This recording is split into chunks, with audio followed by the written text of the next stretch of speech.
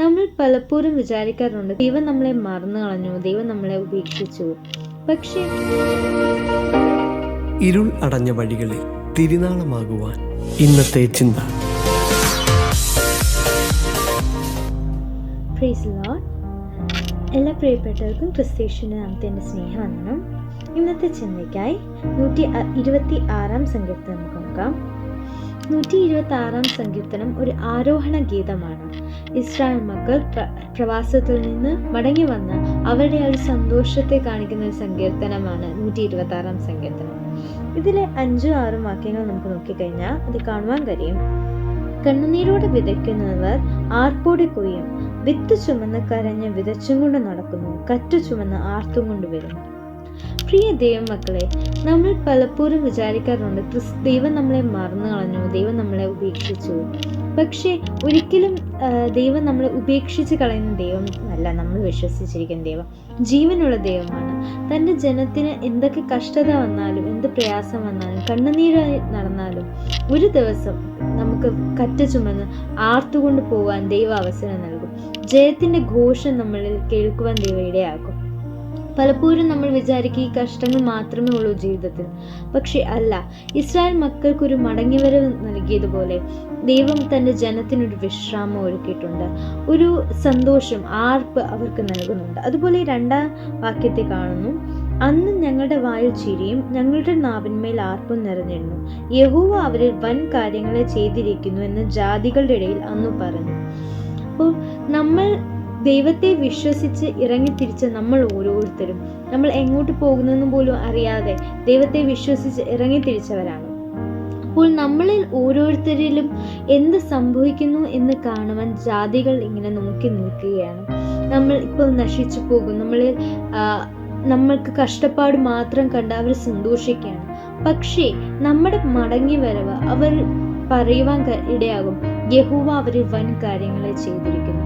ജാതികൾ പോലും വിശ്വസിക്കത്തക്കവണ്ണം നമ്മുടെ ജീവിതത്തിൽ വൻ കാര്യങ്ങളെ ചെയ്യാൻ വേണ്ടിയാണ് ദൈവം നമ്മളെ പലപ്പോഴും കഷ്ടങ്ങൾ വരുത്തുന്നത് തന്നെ. നമ്മളുടെ കഷ്ടങ്ങളെ മറ്റുള്ളവർക്കൊരു രക്ഷയ്ക്കായിട്ടാണ്. നമ്മളുടെ ആ വിടുതൽക്ക് വൻ കാര്യങ്ങൾ ദൈവം നമ്മുടെ ജീവിതത്തിൽ പ്രവർത്തിക്കുമ്പോൾ ജാതികൾ കണ്ടു പറയും, ഇവനിൽ ദൈവത്തിൻ്റെ ഒരു പ്രത്യേകതയുണ്ട്, ദൈവത്തിൻ്റെ പ്രവൃത്തി ഇവനിലുണ്ട് എന്ന് പറയത്തക്കവണ്ണം അവിടെ ഇടയാകും. നമ്മുടെ ആ ഒരു ദുഃഖം, ആ സങ്കടത്തെ മാറ്റി വൻ കാര്യങ്ങൾ ചെയ്ത ദൈവത്തെ ആർത്ത് സന്തോഷിക്കുവാൻ, നമ്മുടെ വായിൽ ചിരി നൽകുവാൻ ദൈവത്തിന് ഇടയാകും. അതുപോലെ തന്നെ ആദ്യത്തെ വാക്യത്തെ കാണുന്നു, യഹോവ സിയോന്റെ പ്രവാസികളെ മടക്കി വരുത്തിയപ്പോൾ ഞങ്ങൾ സ്വപ്നം കാണുന്നവരെ പോലായിരുന്നു. ഒരു സ്വപ്നം പോലെ നമ്മുടെ ജീവിതത്തെ നമ്മൾ വിശ്വസിക്കുക പോലും ചെയ്യുവാൻ കഴിയാത്ത കാര്യങ്ങളാണ് പലപ്പോഴും നമ്മൾ സ്വപ്നത്തിലൂടെ കാണാറുള്ളത്. അപ്പോൾ അത് ശരിയാണോ എന്ന് പോലും ഡൗട്ട് തോന്നുന്ന സംഭവങ്ങൾ. പക്ഷേ ഒരു സ്വപ്നം പോലെ നമ്മുടെ ജീവിതത്തിൽ വൻ കാര്യങ്ങളെയാണ് ദൈവം നമ്മുടെ ജീവിതത്തിൽ ചെയ്തിരിക്കുന്നത്.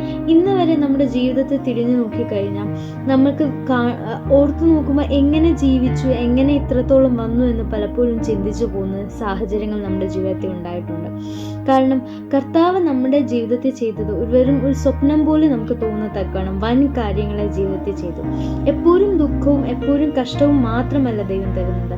അതിന് ശേഷം കണ്ണുനീരിന് ശേഷമായി, ഒരു കണ്ണുനീരോടെ വിതയ്ക്കുന്നതിന് ശേഷമായി ആർപ്പോടെ കൊയ്യത്തക്കവണ്ണം ജയത്തിന്റെ ഘോഷം തൻ്റെ ജനത്തിൽ നിന്ന് കേൾക്കത്തക്കവണ്ണം ദൈവയിടയാകും. ഇപ്പോൾ നമ്മുടെ പല സഭകളിലും കഷ്ടങ്ങളും ഒക്കെ ഉണ്ടാകാം. പക്ഷേ അത് ഒരു ആർപ്പിനുള്ള ആ ഒരു വിതയ്ക്കുന്ന സമയമാണിത്. പക്ഷേ അതിൽ നിന്നൊരു ആർപ്പ്, ഒരു വലിയൊരു കൊയ്ത്ത് നമുക്ക് കൊയ്ത്തിന്റെ അനുഭവം ദൈവം നൽകും. ഒരു വിശ്രാമം, ഒരു സ്വസ്ഥത തൻ്റെ ജനത്തിന് ദൈവം വെച്ചിട്ടുണ്ട്.